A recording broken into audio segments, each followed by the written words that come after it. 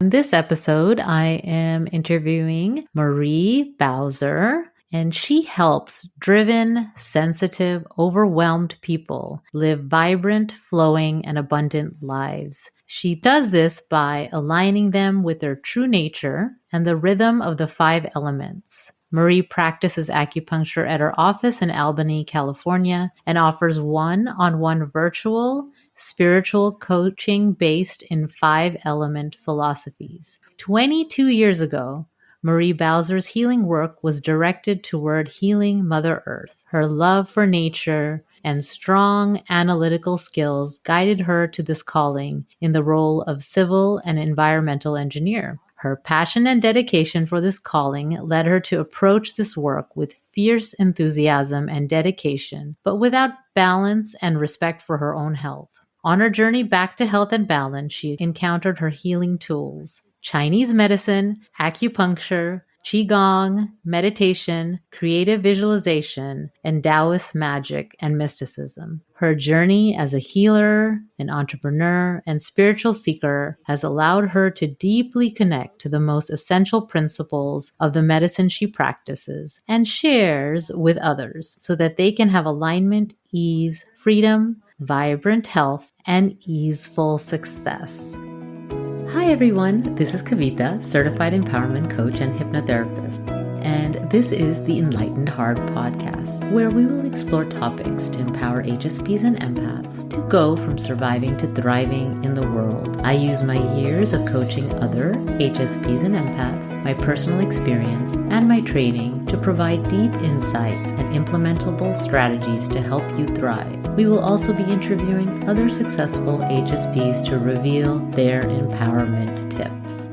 Welcome, Marie. Thank you, Kavita. I'm so excited to be here. Yeah, I'm excited we could do this.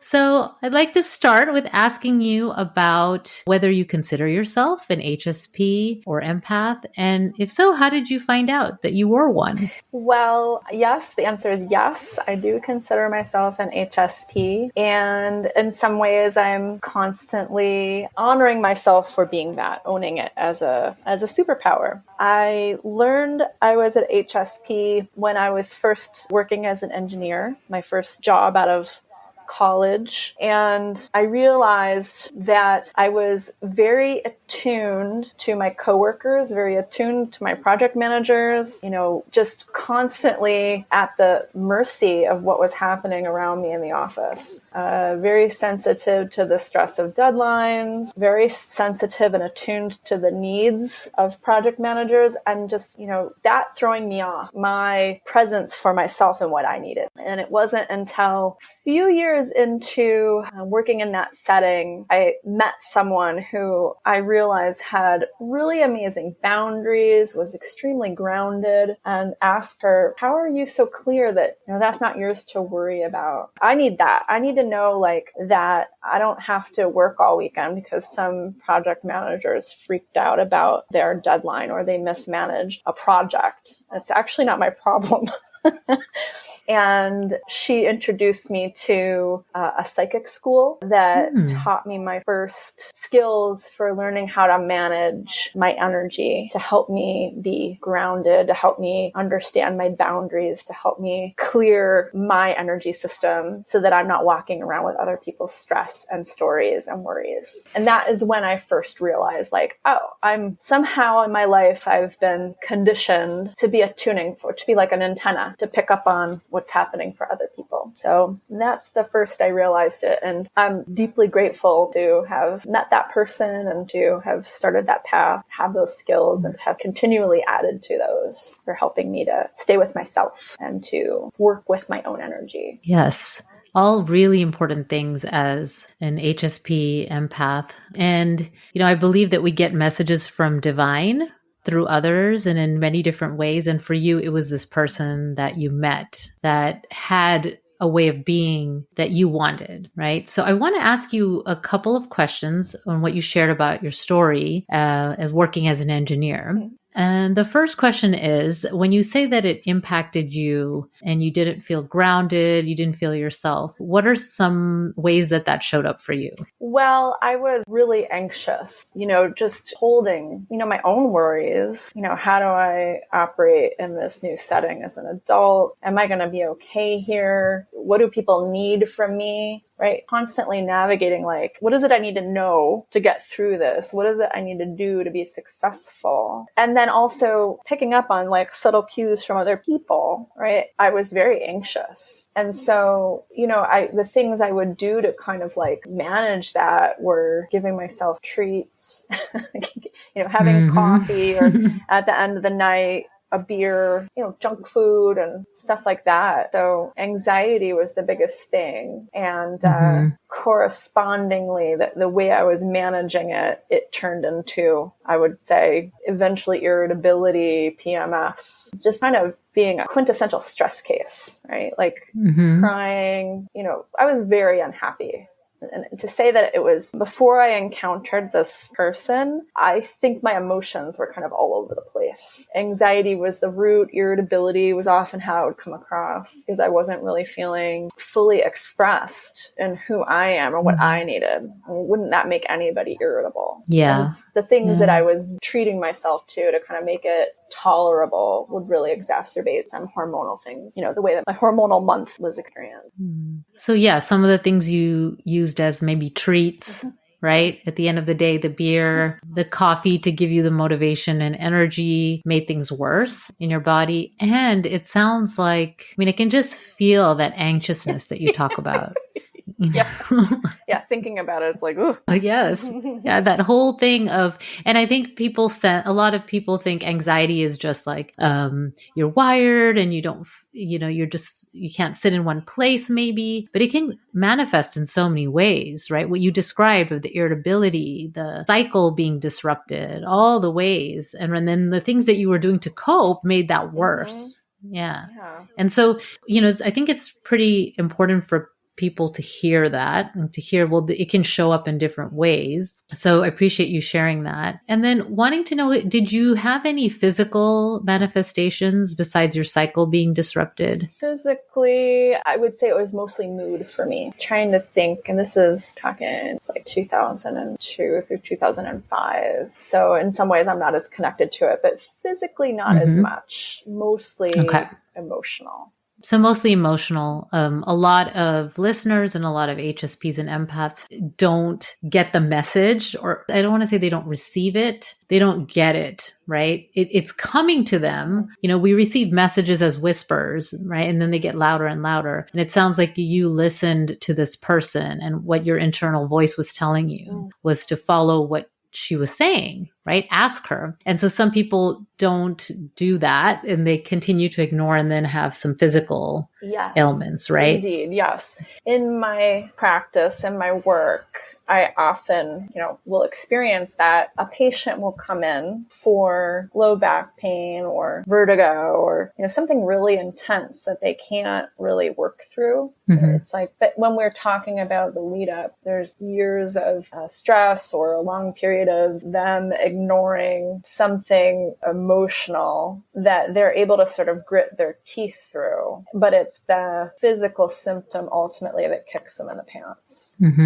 For me, it was the emotionality that I was dealing with was not contained enough for it not to happen during work. And in a male-dominated workplace, that was super inconvenient. So it's possible I could have, ignored it for longer, but I, was like, this isn't, crying at work because I'm stressed about something, that wasn't going to work in the long run. So that's ultimately what made me think I need to change something or change careers, which ultimately I ended up doing. Which is what you ended up doing. So my next question was going to be about this. So you attended this psychic school and you learned how to manage your energy. And then what happened? Well, two things were happening. Around that time, I started to explore, can I make the engineering work? The more that I get grounded and the more that I manage my emotions, can I make this work? And in my heart, there was part of what was going on was it didn't feel fulfilling. It didn't feel like an expression of my soul. So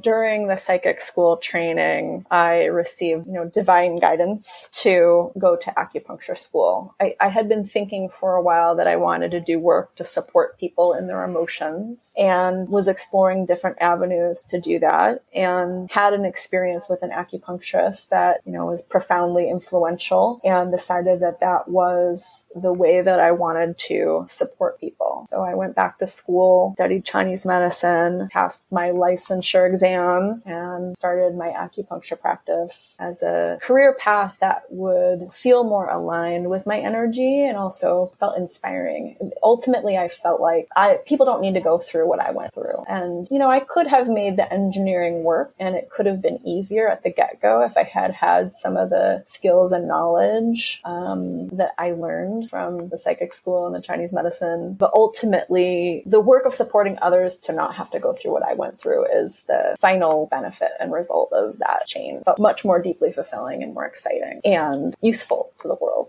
frankly. Yeah. So using your experience, your knowledge, your training to help people get there faster. And, not everyone's meant to change their career, right? And so, of course, there's some sense, I know that others out there are considering changing their careers and think, well, if I change my career, I change and I do this thing that I love, everything's going to be okay. And so you and I know that's not true, right? So I'd love to hear more about what happened. So you chose this path. It was really clear that this is what you're meant to do. This is how you're meant to serve, at least for now. And so tell me more about that, starting your business and maybe some of the challenges you faced. Yeah. So, we live in the San Francisco Bay Area, and at least at the time, and I think this is still relatively the case, if you're a new acupuncturist starting a practice, it's not so common to find a job where you show up and get a salary and you have patients waiting for you. Most people are hanging a shingle, and starting a business. And I had a sense that that was coming and felt scared by it, but was certain enough that this was the path I wanted to go through. And so just sort of set those fears aside and move forward. And the reality of the situation was that I had a mortgage to pay. I had a cost of living to meet and pay for. And so it's funny, you can take the girl out of the engineering firm, or let's say, but you can't take the engineering firm out of the girl, or, the enthusiasm that I had within myself.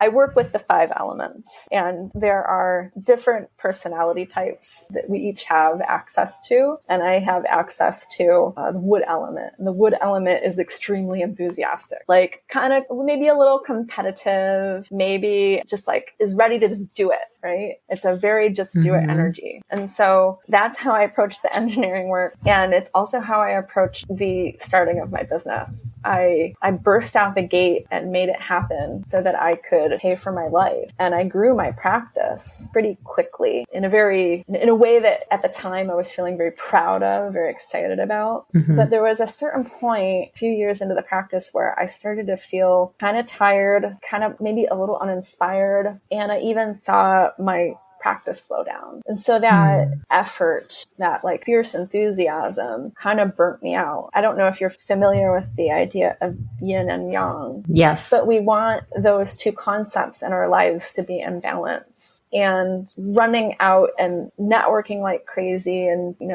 just working a lot in order to create the success, create the results that I initially experienced took a lot of yang energy. And when you're operating at that pace for so long, there's a reckoning that will eventually end up happening. And so that reckoning came, the yin energy took over, and I was just like, oh my gosh, what is going on? So it wasn't until I actually slowed down and actually reconnected to the principles of Chinese medicine, reconnected to the idea of yin and yang, reconnect to the idea that you cannot be producing constantly and expect to have really powerful long-term results. So, one of the branch of Chinese medicine is the practice of Qigong. And around that time, I just had this deep intuitive sense. I think of this as maybe in a way like a deepening of the psychic work was to reconnect to Qigong as a way of realigning myself, as a way of replenishing myself, as a way of allowing me to stay aligned with what actually wants to unfold, what life actually has to offer me. And it was once I started doing that, I really stopped that like burnout cycle, that go, Western paradigm of success. Yeah. Mm-hmm. And, that's part of it was the learning, right? Of how do you do this? How do you make your business successful? That part resonates so much with what I experienced when I started my business. This coaching business that I have is like my fifth business. But there was this sense of, okay, change business, that'll make things better, right? Mm-hmm. And then there was this sense of, okay, now this is what I'm really meant to do. And so I was like part of 8 networking groups and like 10,000 one-to-ones. Mm-hmm. Obviously that's an exaggeration, but just this sense of like, I need to make this work. And it did work, but eventually it had the toll on me too. Mm-hmm. So once you went through and realized that was happening and you used Qigong to balance the yin and yang in your life, in your body, then where is that taking you next? Mm-hmm. Well, it was that practice that then brought me to the concept of Taoism. I was asking a teacher, like, this is doing so much for me. What's next? And he said, well, it would be the study of Taoism. And I started to explore different avenues for that. And then I found a teacher who he teaches Taoist mysticism and basically stepped into a deeper dive. Basically, the way I see it is as like the roots of Chinese medicine. What really at a base level is, what is this really all about? And it's over the last few years as I have deepened my study there. I've also deepened my study of the 5 elements, and then I've pulled that in all together into a coaching program. And so I now support people to look at their lives, look at their core personality from a 5-element perspective in order to balance what's happening. We want our bodies balanced, we want our health balanced, but we also want our lives to be balanced. It can't all be career success, but your health or your relationships are just a shambles. We really want to look at all aspects of life, and the 5 elements represent the different aspects of life. And so I support people to look at that, to look at their personalities from a 5-element perspective in order to understand their superpowers, what they're here to do based on their 5-element personalities, as well as the things that could be getting in their way based on those 5-element personalities. And then we work with different principles to help clear some of the things that are in their way, any beliefs they have that they've picked up in their life, so that they can move forward to create a life that actually feels more fulfilling and more easeful. So it's just a further expression of Chinese medicine that this work is sort of evolving into. Yes. So, you still provide, I want to say traditional acupuncture because you bring so much more into it,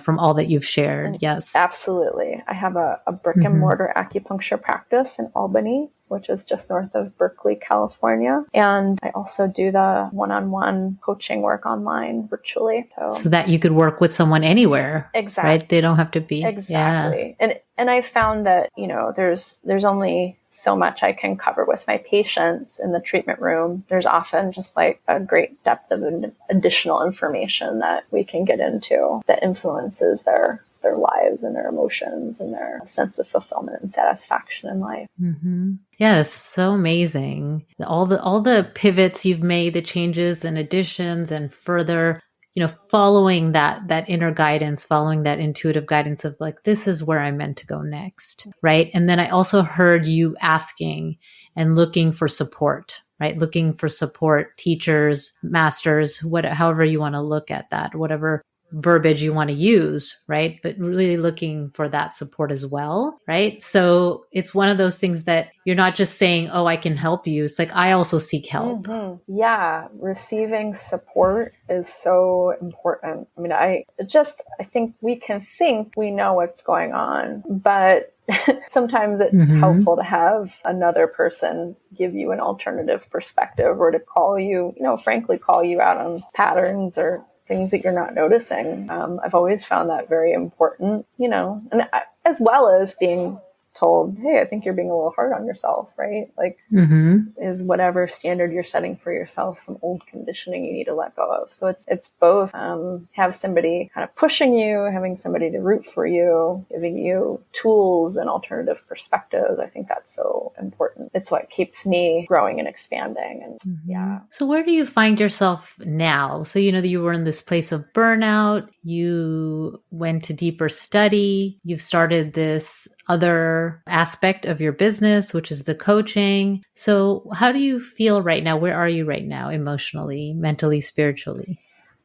Emotionally, mentally, spiritually, I'm in the strongest place I've ever been. And at the same time, it's a constant refining, right? I feel like the better we get, the more work there is to do. So in some ways, I feel like it's not time for me to hang up my hat and say, well, I've achieved it. I'm done. It's like, well, okay, what's that? I have a meditation and Qigong practice in the morning. So how can I deepen that? What more can I do to make that work for me? Yeah, I just see the future as like in some ways I feel like I'm a kid in the candy store with all the potential there is for what there is to learn and how I can grow and how I can get more grounded and how I can master my energy even more. Yeah, I don't know. I feel grateful and excited to be where I am and to have the tools at my fingertips and the teachers in my life and the systems that I have to work with. I don't know. We'll have to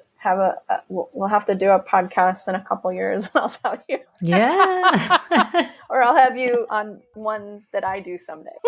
Yeah, exactly. Well, so yeah, there's this sense of arrival, right? There's no arrival. No. This is, a constant journey. And Colette Baron-Reid, I don't know if you know her. I follow some of her, I use some of her oracle cards, and she describes it as a spiral, like a spiral staircase, right? Which I love that analogy because it's like, yes, you continue to evolve and you may end up what feels like similar to before, like the burnout, but it's at a different level. It's not the same, right? As long as you're continuing that openness. Absolutely. Absolutely. I mean, I think even, when I have patients come in and they're working on a health issue, they'll achieve some place of, I don't know, a high level of results. And then over time, there may be some, I don't want to call it laziness, just some like relaxation, entropy enters the life. I often find that will happen during a vacation or the holidays. And then something will come up for them to realize, oh, I'm like slipping. I feel like it's almost like meditation. Right? We're in meditation. Our mind wanders. We notice that we've wandered. We come back to our breath.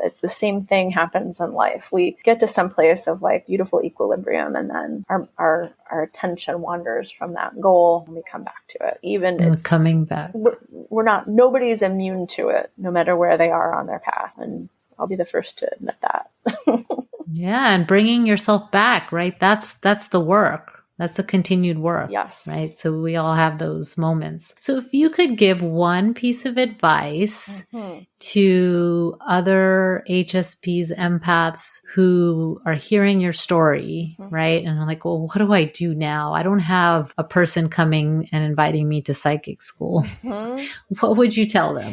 Well, I think it starts with the most important tool that I learned back in psychic school and that I continue to practice every single day is the practice of being grounded. And there are so many ways of doing that. There are meditation techniques to do that. There are things that you can do to do that, right? For some people, it's just making sure you're nourished through the day. And for other people, it's just go outside and step on the earth with bare feet. But it's that act of really, being with yourself, staying with yourself, grounding into the present moment, figuring out what that is for you. Whatever it is that makes you feel more present to yourself. Yes. Yes. I love the way you've defined that, like more present to yourself. Some people may not really understand what being grounded means. So I think that way of describing it is accessible to many. And so I thank you so much for sharing your story and all the twists and turns and the authenticity of that you're still a work in progress. And so I like to end these interviews asking for a resource right? This is the resource reveal. So what is one resource that you would like to share that would support other HSPs and empaths to thrive? Well, I created a quiz, and the quiz is designed to help people understand which of the 5 elements is most present in their lives. Now, we all have access to a different combination of elements based on the day we were born, based on features of our face, based on our constitution, and that's a more complicated process to understand, but you can answer some questions in this quiz to understand and to estimate, what's most predominant for you in the way you're experiencing your world right now. And in that quiz, you'll gain a little bit of insight about what that means, the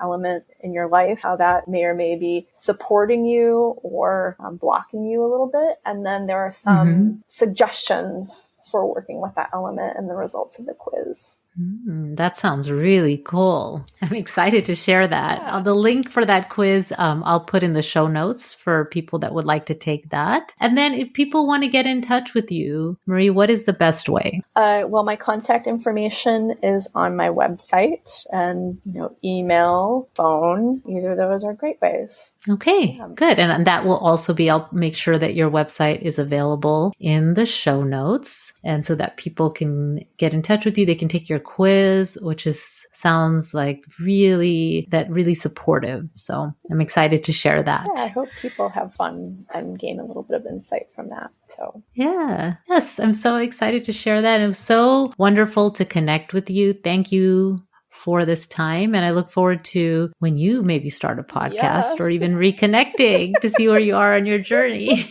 Likewise. Thank you, Kavita. This has been a lot of fun. I really enjoy chatting with you and appreciate the resource that you're putting out there for highly sensitive people, and can't wait to share the news about it with my people as well. Thank you. Yes, thank you so much. Thank you for joining us for the Enlightened Heart podcast. Remember, I will have all the resources I mentioned on this podcast at my website, theenlightenedheartpodcast.com. I started this podcast because I wanted to have a way that I could support HSPs and empaths thrive in the world, in a world that's not designed for us. Our gifts are much needed, and I hope this podcast is supportive. I'd love to hear from you. And if you enjoyed this podcast, take a moment to subscribe.